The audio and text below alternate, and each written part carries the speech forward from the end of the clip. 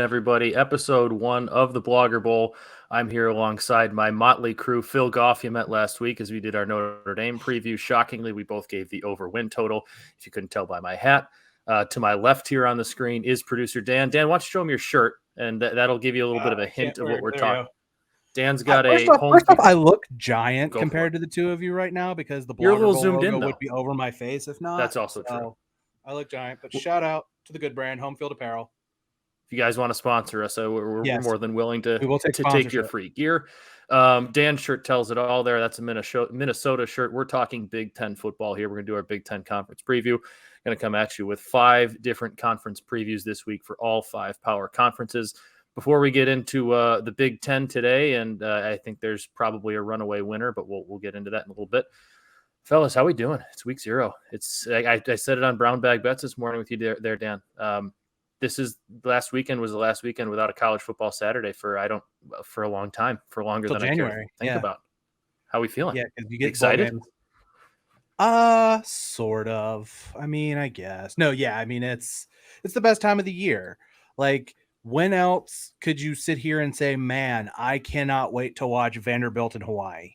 Like, it's the only time of the year. This coming Saturday, like week 0. It's also going to be the only game that I think I'm going to be able to watch because I have a little weekend getaway this weekend planned, which, if I have to take a weekend away, week 0 is the weekend. Yeah. If you're going to miss a college football weekend, it's week 0, unfortunately. Exactly. So, just really pumped to talk some college football, to see what's going to unfold. And just my preamble about the Big Ten is kind of how I feel about the sport of college football in general, which is if you watch college football only to find out who wins the national championship, you really don't understand college football because there's so much good, fun, stupid, wild stuff in this sport.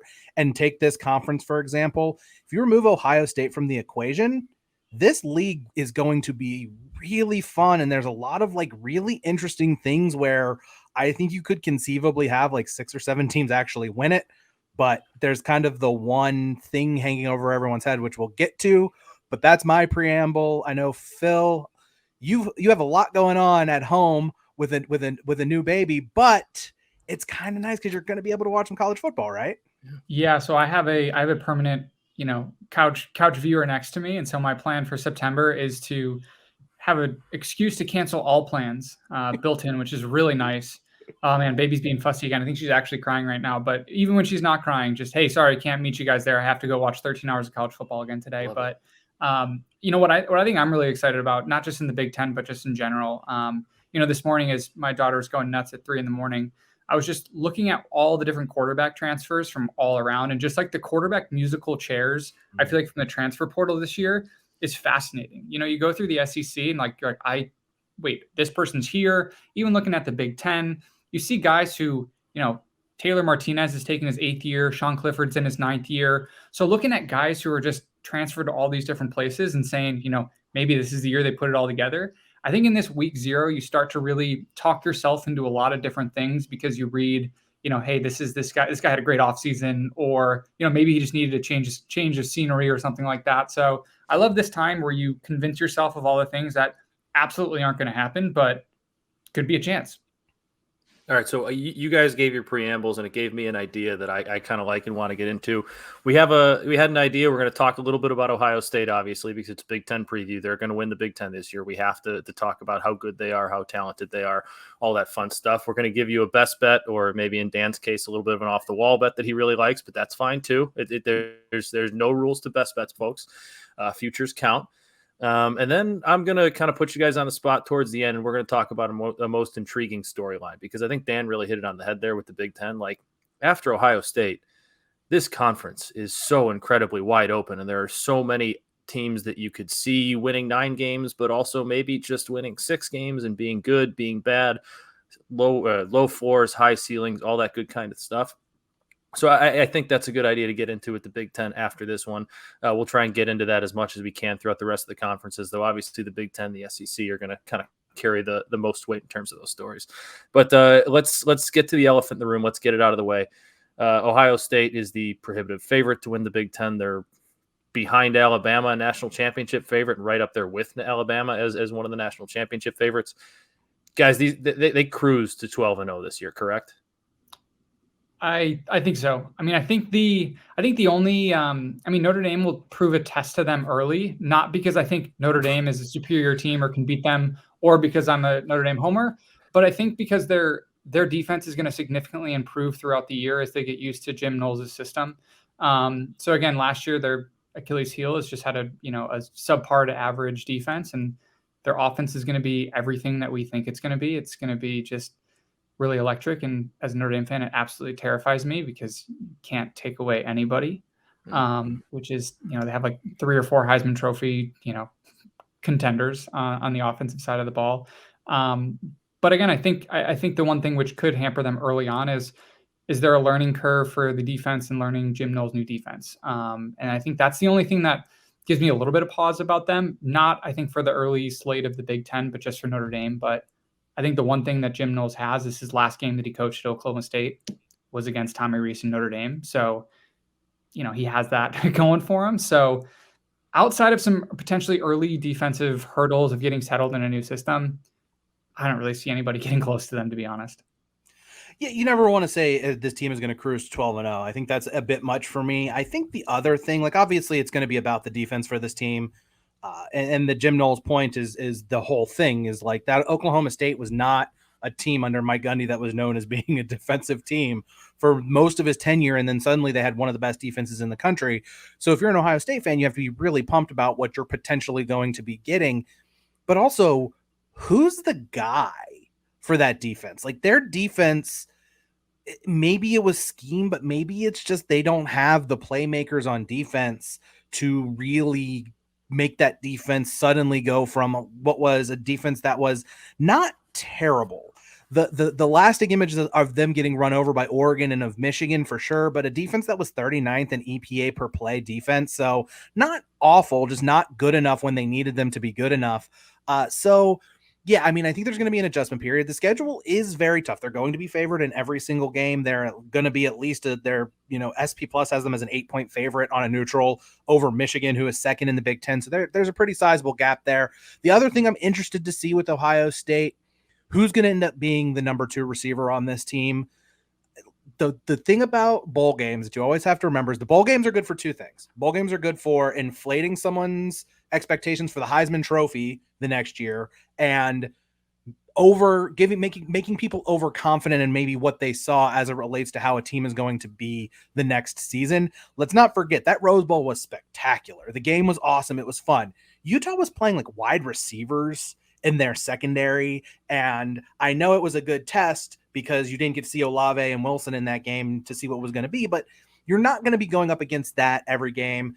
Jackson Smith and Jigba might be the most like positional and importance of the quarterback position aside, might be one of the 5 best players in college football this year. Like that guy is good, but when you have Garrett Wilson and Chris Olave opposite him, that's going to open up opportunities. Now he's the guy. So how are they going to adjust? There's a ton of guys that it could be. So it's going to be exciting to see. Those are all just ways of just trying to downplay what I think we're all kind of in agreement on, which is this is a team that is clearly head and shoulders above everybody else. And anything less than a national championship game appearance is probably a disappointment. I think I might be a little higher on Georgia than you guys are, which we'll talk about later. But I mean, this team is loaded on offense and they just need to be better. Like that's the scary thing. They don't have to be great on defense. They just have to be better than they were last year on defense, better at the point of attack, better in the trenches on defense. And then suddenly you have a team that is going to be very, very difficult to beat. So you're telling me that Marvin Harrison Jr. is not going to have 30 touchdowns this year? I can't just project his stats from the Rose Bowl. He might. Like it's a possibility. I mean, there are games against Maryland and there are going to be games against teams that don't really play defense. So, those are going to be opportunities, but yeah, I mean, they're loaded. Like that team, especially on offense, is just going to be awesome, and they're going to be fun to watch. As much as I don't think any of us in this group are Ohio State backers, they're going to be fun to watch, and hopefully somebody can find a way to challenge them. I mean, I think somebody will find a way to challenge them. I feel like the thing with Ohio State, or one of the things, is even dating back to the Urban Meyer days, like this team always enters every regular season a national championship contender, the prohibitive favorite to win the Big Ten. And there's always one or two clunkers in there that just kind of leave yourself scratching your head. Sometimes they survive them, but sometimes they don't. There's the Purdue loss where they lost at Purdue by like 20 on the road. They lost to Iowa during Urban Meyer's tenure when Iowa wore those awful black helmet or the awful all black uniforms that kind of stunk. But whatever, Iowa kind of rolled them at home. There's last year they lost at home to Oregon. And as we saw with Oregon, they were not a very good football team. Obviously, they played a pretty good game that week, but they were not a very good football team. Can Ohio State survive those clunkers? Is this offense kind of good enough to get them out of it? Hell, even last year at Nebraska, they had a clunker that they almost kind of ended up giving away. And that's why I think, again, Phil mentioned the first game against Notre Dame, and I'm not saying this because I'm a Notre Dame fan. I think Notre Dame is the type of team that might give Ohio State problems early if they're not all there, if they don't have their best game, because they are going to be a team that's going to try and possess the ball. They are going to be a team that's going to try and beat you up front physically, especially when they play a team like Ohio State, because they're not going to be able to compete on the edges. They're not going to be able to, on the outside. They're not going to be able to compete with Ohio State's talent at the skill position. So their only goal is going to be to try to, pound the running game, try and beat them up front, and try and build in some attrition there. So I think it's going to be a test for Ohio State, and that might be a game where we'll see if they're a little bit different, because Oregon was able to bully them last year, and then Oregon went out and beat them. I think if we see Ohio State kind of go up against a team that wants to play them tough, that wants to play bully ball, and then Ohio State just kind of beats them at their own game, I think that's a really, really good sign for this Ohio State team going forward, because we saw Michigan do it to them last year. They need to put a stop to that, and they need to put a stop to it early on in the season and kind of just be like, hey guys, that's not going to happen this year. I know it happened to us twice last year. It ain't happening. We're more than just a skill team. We can also beat you up front. Notre Dame, I think, might not be getting enough credit in terms of the spread and all of that. To me, I think there's two games that I look at when I look at the schedule where I'm like, okay, those are spots that I'm a little curious. And those are at Michigan State and at Penn State. And that's just because East Lansing is a place where weird shit tends to happen. Like it is just a place doesn't where matter how good Michigan State is, weird shit and then happens. It's Michigan State, and then you get a bye week, but then Iowa and then at Penn State. Like that three game stretch is probably going to determine whether this team goes undefeated, I think. Because after that, you get Indiana and Maryland before you play Michigan. So those are games where you're not going to be tested. And Penn State's probably the third best. I mean, those are probably the third and fourth best teams in this league right now. Those are road games. When Ohio State comes to play on the road, it's going to be amped up. I think the safest bet, I guess maybe my best bet is Penn State, Ohio State, ABC primetime game, potentially, because they're going to want to have a whiteout in-state college. But yeah, it's hard for me to see anybody beating this team in this league realistically, unless it's going to be like one of those magical nights. And Penn State hasn't beat Ohio State in a while. I think it's 2016. I want to say it was the last time, but it's going to have to be one of those either weird or magical kind of road they walk into a cauldron on the road. Because I just think, as crazy as it sounds, I think this is a team that does have a bit of they're a team that's expected to be the number 2 team, go to the playoff, play for a national championship. And yet they somehow have a chip on their shoulder after, the perception of this team last year. So I think Notre Dame will be a good test for them. It's just hard for me to imagine a team beating them in Columbus this year. Yeah, I second that with Penn State going into Happy Valley. Like that place is going to be rocking. It's going to be their Super Bowl. And last year, for the last couple years, 6-year quarterback Sean Clifford has been rocking a super strong goatee, which for me has definitely hindered him a little bit. Looking like he could be an evening manager at the Radio Shack, but if you notice, he's switched to a full beard now. And so I think you got to put some stock in that. Matt's got it. Dan's got it. I've got a little light beard, but he's grown up and he's matured. And I think this year, I'm not going to say he puts it all together, but he has had stretches where he's been a good quarterback. And I don't think he's going to be a great quarterback all year long, but he is a quarterback, Dan, kind of like you mentioned, that like Matt, he can catch fire. And I think it's a situation where he can have a wonky game where he's, running a decent amount, avoiding some sacks and putting up some just kind of ridiculous Hail Mary type throws. That something weird could happen in Happy Valley. So that if I'm Ohio State, and if I'm an Ohio State fan, that game would make me a little nervous just for like the weird voodoo, like check if it's a full moon, all that stuff. So Penn State does always seem to play. They never win that game, but that game always ends up being a lot closer than it should be. I feel like it's like that a couple years ago it was 9. And then, 2 years or I think it was when Chase Young was there, like Ohio State ended up winning on the last possession because Penn State tried to run some weird read option on like 4th and 4 or whatever it was. And Ohio State ended up holding out for the win.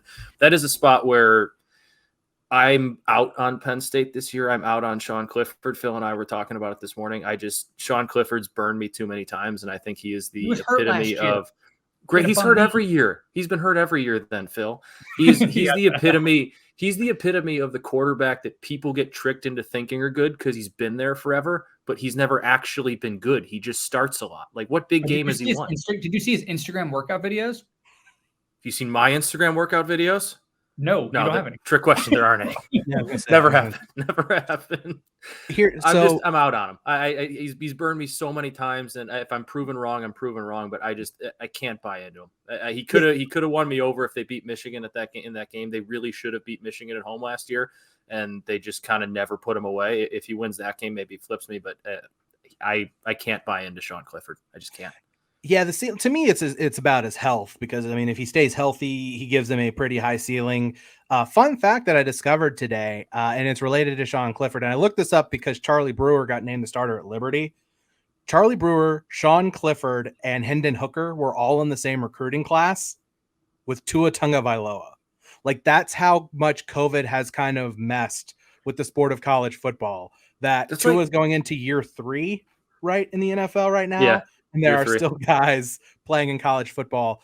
Another thing about Penn State, since we're on that note, like, this was a team that had a really, really bad offensive line last year. Could not run the ball at all. Could not protect the quarterback at all. So for me, again, it's like, okay, they have to improve that area. And if Sean Clifford's healthy, it gives them a high ceiling. Also, do you know who their defensive coordinator is now? I don't. Who is their defensive coordinator now? Manny Diaz. Resurrecting his career as a defensive coordinator again. So Brent Pry took the job at Virginia Tech, the head coach. So turnover chain coming to Penn State then? So Manny Diaz, a guy who is a terrible head coach and apparently a good defensive coordinator everywhere except for Texas, is going to take over that defense. So there's some change there. But, I mean, I think you kind of look metrically at what this team is. They're the 3rd best recruiting team, or actually they've recruited better than Michigan over the past several years and have more returning production coming back. So I guess that's where the optimism kind of comes from. And the hope is just that the injury to Sean Clifford was what really turned their season into mush last year. But it's a big season for them because James Franklin had so much hype and he had done some good things there early on in the tenure. Then the COVID season was a disaster. Last year wasn't very good. So there's going to be a lot of eyes on what's going on there. Is that so? I feel like that's a pretty good segue. Is that everybody's most intriguing storyline here in the Big Ten going into this year? Is watching Penn State, seeing what happens there, because that is probably the most volatile. Okay, it's called a segue, guys. You don't have to shake me off. I didn't expect either of you to say yes, but that does seem like one of the more high ceiling, low floor teams. Like if we sat here at the end of the year and I told you Penn State win 10-2, 9-3, you wouldn't be that surprised. If we sat here at the end of the year, I told you they win 7-5, 6-6, you probably wouldn't be all that surprised either. But then since you both shook me off immediately, let's start with Dan. What's the most intriguing storyline for you headed into the Big Ten season? Well, there's a team in the Big Ten that last year there's actually like 20 of them went 3-9 with a plus 63 point differential and 1-8 in conference play. Yes, with an you guys are on the same page. Point let's go differential. Let's go. How can it be anything but the Nebraska Cornhuskers? And what the perpetual hot seat of Scott Frost, Casey Thompson coming in and taking over at quarterback, a guy who I'm very partial to as a Texas grad. Like, I want to see Casey succeed. Mark Whipple made Kenny Pickett into a 1st-round pick last year and got Pittsburgh's offense to a spot where they had their best season in 40 years. And I mean, this is a team that everything could go well, and I do think they have a shot to win that division. I think everything could implode on them. I mean, I don't want to sit here and just say to expect Nebraska to blow Northwestern out in Ireland to me is a little bit much, just because, hey, it's Nebraska. But I know we're talking kind of conferences here, but there are better non-conference games this year, but I'm not sure there's one that is more intriguing for both teams involved in that Nebraska-Oklahoma game. Like, you have two programs, totally different reasons. Like Nebraska, this is where they are right now. Oklahoma, something brand new, and we're going to learn very early in the year what those teams have. But this is a program that has been starved to get back to some level of success. And like Bo Pelini's was the Bo Pelini era was the high watermark for Nebraska in the Big Ten. And there's just no way it can go as bad for them this year as it did last year, or it can't go as weirdly. It can go as bad. Like they can be worse. Like the 3-9 could be actually reflective of what happens on the field. It could go bad, but there's no way that a team they're going to be able to repeat the mystifying 3-9 from last year. I know, Phil, you're going to get into that too. I agree with I know they were a 3-9 football team last year. They weren't a 3-9 football. Like they're one possession with Oklahoma. They were not fumbling the ball away from beating Michigan. They played Ohio State. Like I remember I had Ohio State first half and I kept live betting Ohio State because I kept figuring they'd pull away and they just didn't. Like that was a really good football team. And they probably got better at the quarterback position. They have a lot of talent. And Dan, I was actually interested in your Casey Thompson take because I wasn't sure if it was like we like him and we don't like him because he wasn't all that good, kind of where you were with him. But Phil, didn't want to interrupt you there. Just I had to get in my 2 cents there with Nebraska. No, go away. Take it. Not go away. Take it away. Or go away. I don't care. Whichever one you want. No, so I mean, I'm a big fan of obviously Landry Clark, the coach from Friday Night Lights. He whatchamacallit, Scott Frost. I can't look at him without thinking of Landry from Friday Night Lights. That's just where that was going. It's actually really good. I had to do a thing. It's like, wait a minute, do they actually have like a coordinator named Landry Clark that I'm missing? Am I gonna need to make a Friday Night Lights joke? So like I remember I was looking up Nebraska this morning because I was just like, again, they fascinate me. It's like it's like America's 3-9 team. Because everyone's just like, how does that happen? And so, I just looked at them. I'm like, okay, well, they got Landry Clark at the helm. He's won before. And I think, what he hasn't had is a team that's not being led by Adrian Martinez, who Adrian Martinez was there, obviously the starter for the last 4 years at Nebraska, who has shown glimpses of being like a great quarterback and then shown glimpses of just being a miserable college quarterback. And so he's off to Kansas State. And if you look at his numbers, last year, it was 14 touchdowns and 10 interceptions, like not great. And then you look at Casey Thompson with 24 touchdowns and 9 interceptions. Like, I think just from an efficiency perspective, that is something that absolutely crushed Nebraska. It's just like horribly inopportune turnovers. And it started at the quarterback position. And so I think, going into it, there's obviously a lot of upside. And for me, I think what the telling thing was is despite things going continually like south and losing and just like more heartbreaking fashion each week, the guys seem to really want to play for Scott Frost. So Scott Frost is, he's a bit of a nut. Obviously, I think we all know that in this room, but he said his offensive line has been puking like 15 times at practice right now, which is, I don't know if I don't like that. I don't like yeah, it's kind of, as a former offensive lineman who has probably be out practices, Matt, that's enough for you. Yeah. But it seems like his guys are bought into what he's doing, and you can build off of, we were so close. I think a change of scenery at the quarterback position can go a long way. So I'm excited to see what they do, especially I think Casey Thompson has a good amount of upside.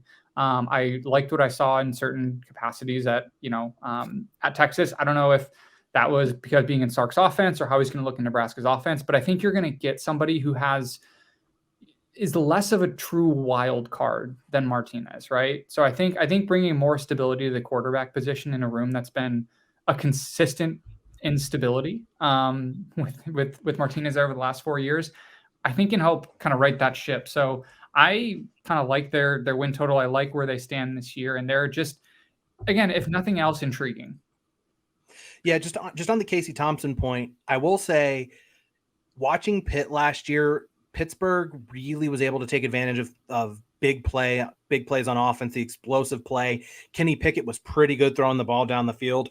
And that was a real weakness of Casey Thompson, just does not have a great arm and was not super accurate. Like, I think that's the thing about the Sark offense is that they want to be able to throw the ball down the field. And that was one thing that held Texas back. So I'm interested to see how that works out. But I agree on the point of, like, Casey Thompson threw some bad interceptions last year, but not nearly the level that Adrian Martinez did. And when he was good, he was efficient. He made good decisions for the most part. It was just like some of his were in bad spots, which you hope you you can fix that again. But yeah, I mean, Casey Thompson's a guy who's been around, and like you said, he's a guy who should be able to bring a little bit of stability. So yeah, I mean, stability in Nebraska, not something we've seen, but I mean, if it's there, I mean, you're looking at a division that if you were to tell me, and I know because this will kind of segue, I know, into some of our best bets. I don't know if that's where Matt wanted to go next, but you could tell me that a storyline too. Anybody? Oh yeah, I forgot. You could tell. My bad. I exist, Dan. I would say that you could tell me that any team in the West except for Illinois or Northwestern was going to win that division. I would believe it. Yeah, I think it's totally wide open. You guys both touched on it too, like with Scott Frost and like the player. It doesn't seem like last year wasn't the normal bad Nebraska that we saw with Mike Riley or before. Like they weren't that bad, and I'm really interested to kind of see what is his. I mean, there were whispers about whether or not he would be fired after last year. I think they got silenced pretty quickly because people realized he actually did a pretty good job and that team wasn't that far off.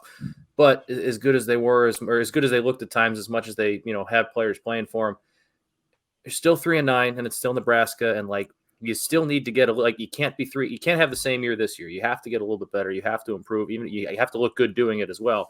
I'm interested to kind of see what his threshold is for keeping his job. Does he have to make a bowl game? Does he have to win 8 games? Does he have to, how do you have to look if you only win 7 games? I'm interested to see kind of that threshold for him there. And I agree that Nebraska is probably the most intriguing storyline coming out of the Big Ten headed into this year, just because it's so volatile. But I'll pull one. I'll have another one just because I don't want us to all three be the same across the board. There's a team in the Big Ten not named Ohio State that I happen to hate, but was also in the college football playoff last year, the University of Michigan, and they bring back a ton of talent offensively. The offensive line needs a little bit of piecing together, but they should be really good again. Blake Corum is going to be a top running back in college football. The quarterback room is a little bit up for grabs. That's fine too.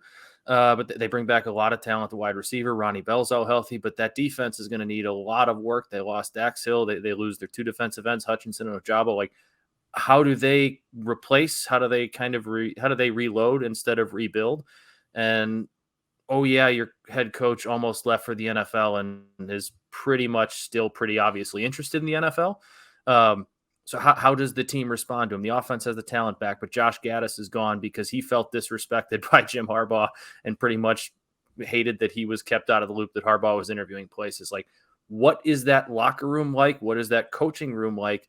How are all those pieces going to be fit together? Is there dysfunction? Does Jim Harbaugh still want to be out? Does he still want to be there?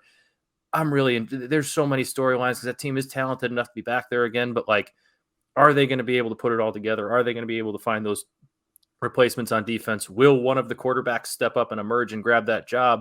Because it's probably going to be Cade McNamara. And quite honestly, if J.J. McCarthy at this point hasn't won the job in camp from Cade McNamara, is he going to win the job from Cade McNamara? Is that a question you have to start asking about your 5-star quarterback?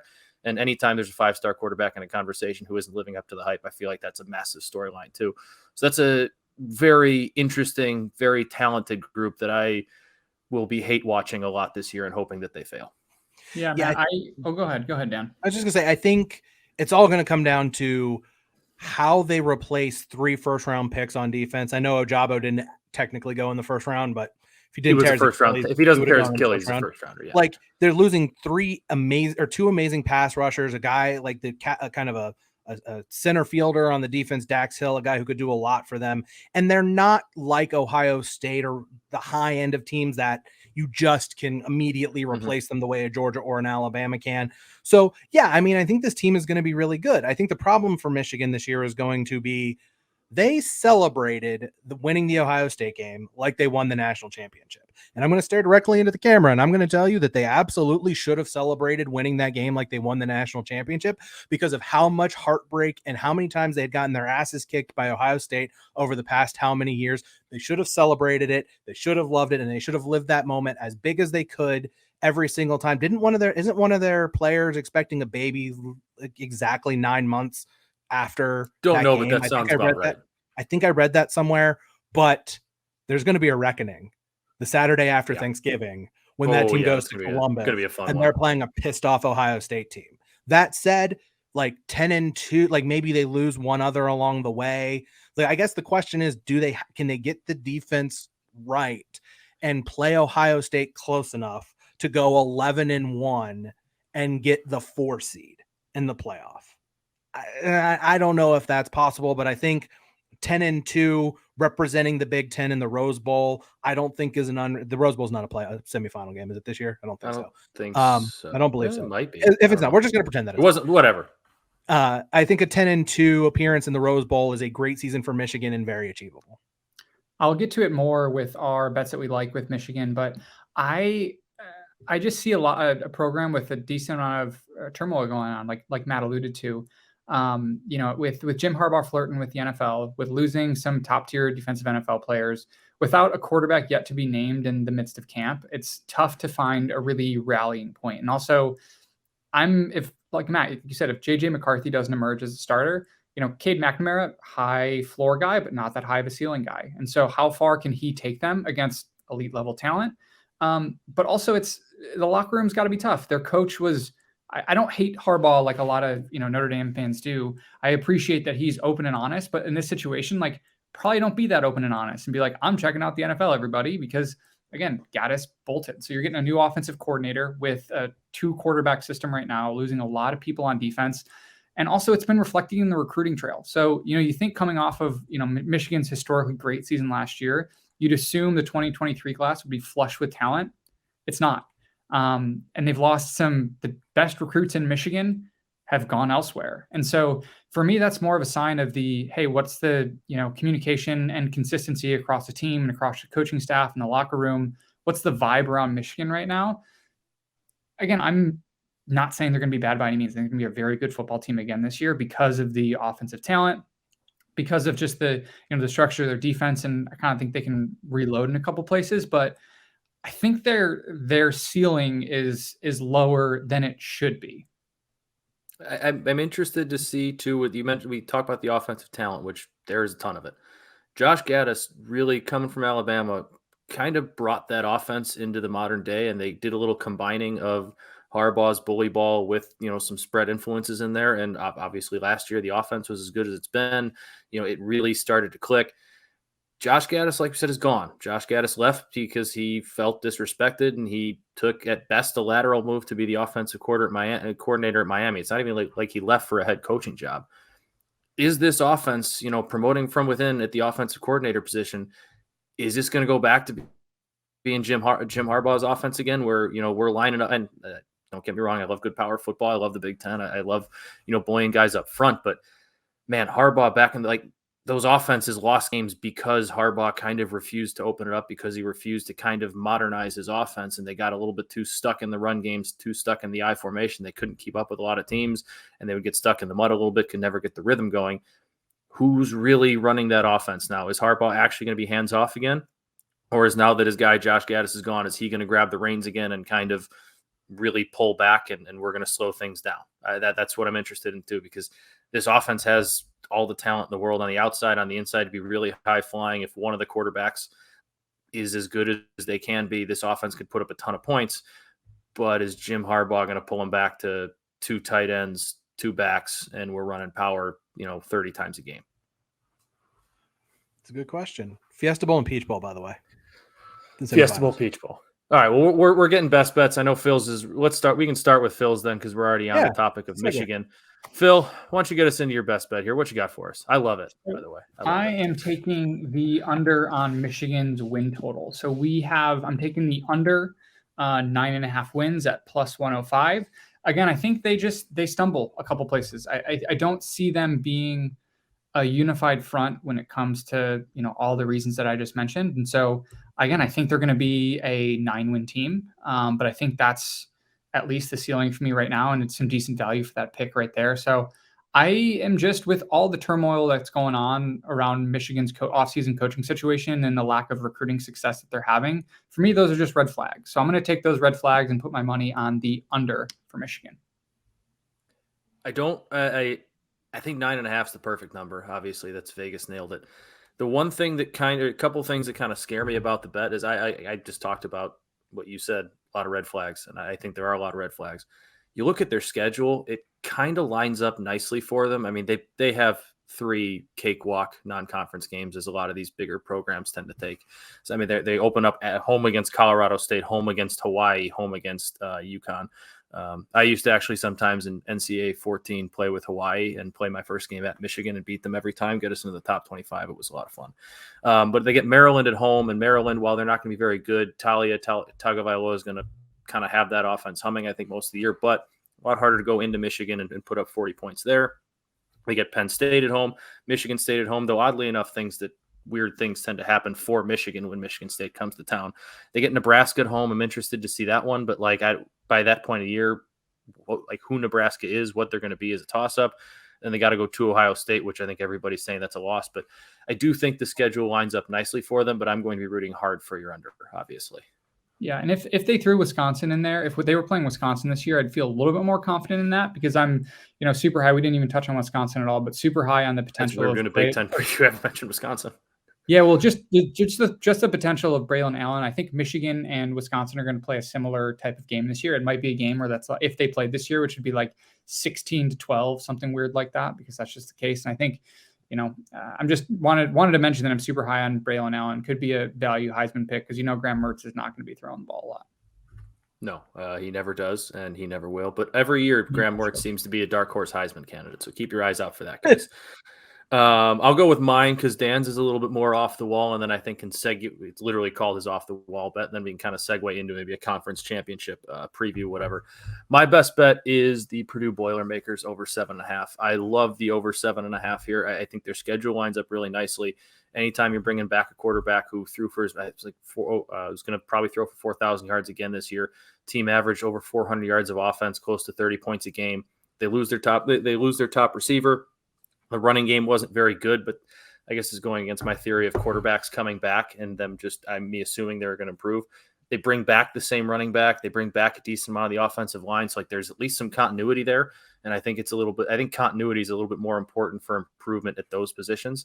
So I think they're going to be able to run the football a little bit better this year. And the defense was surprisingly solid last year. But I'm very much an Aiden O'Connell believer. I think that offense was a lot of fun this year. And I think the schedule, they get Penn State at home on a Thursday night, September 1st. Penn State's probably a better football team, but that's going to be an electric environment. This is, man, I know their win total 7.5, but this is probably the biggest expectation Purdue's had in quite some time to at least be possibly a 9-win football team. Indiana State, they go to Syracuse, which is a tough place to play, but Syracuse probably stinks. Minnesota, honestly, getting to Dan's bet, Purdue, Minnesota, it's week 4 or 5. That's going to be, I think, a game that goes a long way in deciding this division. They get Nebraska at home. They do have to go to Wisconsin, but they get Iowa at home. The schedule lines up nicely. They avoid Michigan. They avoid Ohio State. They avoid Michigan State. I really like them, especially if they can start off this season 3-1, 4-0, and which I really think they can. I think if they beat Penn State, they're probably 4-0 going to the Minnesota game. I really like their offense. I think their defense is going to be good enough again. So yeah, give me the Boilers. Boiler up over 7.5 at a juicy plus 125. I don't understand the juice there, but that's probably why I don't work for FanDuel or DraftKings. So I came up with what I was going to call an off the wall bet. And in the time you guys were talking, I was trying to change my bet because I didn't look at the schedule for the team that I picked, and they have an absolutely atrocious schedule. So this I don't really feel confident in, but whatever, I'm committed to the bet. My off the wall bet is just kind of wanted to talk about what I talked about a little bit earlier with the Big Ten West feels extremely, extremely wide open, where Wisconsin and Iowa are what they are. They're going to be teams that play great defense. Wisconsin lost some guys, but it's Wisconsin. Jim Leonard's one of the elite defensive coordinators. They reload. They're going to reload. They'll be fine. Iowa is Iowa. Purdue's got an offense that might be able to do some things. Nebraska can't be as bad as they were. And then Northwestern, I think, is the only bad team in that division. I think Illinois is what I call a landmine. And that is, if you're looking for it, it's easy to avoid and won't cause you any harm. However, if you are not ready for it, if you are unaware of that it's there and you step on it, it is going to blow your fucking season up. And so I think that Brett Bielema, I called him Bert. Of course I did. Brett Bielema. He looks more like a Bert. Let's call him Bert Bielema. Well, it's kind of one of his nicknames. He's going to get that team back to trying to be being Wisconsin light, where they're going to play defense and they're going to run the ball, and that's fine. Minnesota, to me, I just wish that their schedule wasn't at Michigan State, at Penn State, at Nebraska, at Wisconsin. Like those are some really, really tough some heavy spots hitters on the road to play on the road, but they're gonna be better offensively than Wisconsin and Iowa probably. They bring back Kurt Soraka, who was the offensive coordinator for PJ Fleck when he was at Western Michigan, and the year they had the really good 10-win season at Minnesota. He got scapegoated at Penn State for the COVID season that was really bad, but now he's back. Their passing offense was horrendous last year, like one of the worst passing offenses in college football. It's got to be better than it was last year. Mo Ibrahim is back after tearing his Achilles in the opener against Ohio State. Like, let's also not forget, we had the Oregon game where Oregon just beat the pants off Ohio State. Minnesota was working Ohio State in that game too, and that was until Ibrahim tore his ACL or his Achilles. So Minnesota, they're going to be good defensively. Their offense should be better, bringing back a coordinator who's familiar with PJ Fleck. So I like this team. I'd like them a lot more if there was, the schedule was a little bit more favorable, but I don't have a really good sense on any of the win totals for anybody else in this conference. And, just one real quick question, a thought exercise that I've been going back and forth with in my mind, because I know you wanted to talk about who's going to win the conference. I mean, I think it's pretty obvious. But if you had, and taking odds into consideration, and I will bring up the odds for the to win the Big Ten, I will have them in front. So if you have a team you want to know the odds for, if it was money's on the line, you're whatever, if you had to, someone other than Ohio State to win the Big Ten, who are you betting on? Oh God, do I have to? Yeah, negative. No. If you had to, it's a hard question. It's a very difficult question. I hate it, actually. For the record, Michigan 800, Wisconsin 1200, Penn State 14, Iowa 20, Nebraska 20, Michigan State 25, Minnesota 330 to 1, and Purdue 40 to 1. Then you get to Minnesota or Maryland's 150. I probably probably going against my bet, I probably go Michigan, because they're the type of team, if all that turmoil in the offseason just like doesn't matter and I'm just completely wrong on all of that, they have a lot of talent. They have a track record of winning. Like they can like put it on. I think they're going to have a bit of a hangover because they won their Super Bowl last year. I don't think they're going to repeat that, but they could put it all together. And I think they have the combination of talent, schedule, and just upside in positions where you need the upside. So I'd have to go Michigan on that one. I'm bouncing back between Michigan State and Maryland, or Michigan State and Nebraska. I don't know why I said Maryland. That'd be dumb. Maryland. Whoa. Mainly because Michigan State, I like Mel Tucker. I think he's brought some nice stability to that program. I think he got an extension way too early, but that's not anybody's fault other than the administration's. But I like what he's doing there. I know they bring back their quarterback in Peyton Thorne, who was fine last year. And that to me just seems like a program that's becoming more and more like a Wisconsin, where are they going to reload like an Ohio State can? No. But over the past few years, with the exception of the COVID year, where even there, like he won a game at Michigan and like it kind of had them rallying towards the end, like that's a program that just kind of seems to be consistently there. And I think if Ohio State doesn't win the Big Ten, it's because it's one of those consistent, always kind of their program wins it. And if you're making me make a bet, I like plus 2,500 a lot more than plus 1,200, plus 1,500 to Wisconsin or Iowa. So that's why I think I'd go Michigan State, because I'm combining the consistency with the value. It's kind of funny because I would probably go Penn State just because I think getting to play to win this conference, you're going to have to beat Ohio State. Like that's kind of the thing. And I think getting them at home makes it the most likely. And I like those odds a little more than I like Michigan or Wisconsin, but kind of interesting when you think about it. All three of us picked somebody in Ohio State's division. Well, I did say kind of Nebraska. and it just shows you how much better the East is. And accidentally Maryland. You can't say the East. I mean, the East is just, it's a much better division. It has actual, I don't want to be disrespectful to the West, but like it has actual contenders in there. Like I like watching Wisconsin every Saturday, but like they kind of are what they are. I mean, I guess that's if you're making the smartest bet, it's probably Wisconsin because they have the superstar running back and they're technically capable of putting it all together and upsetting Ohio State in a Big Ten championship game, sure. But yeah, the East is just that much better of a division.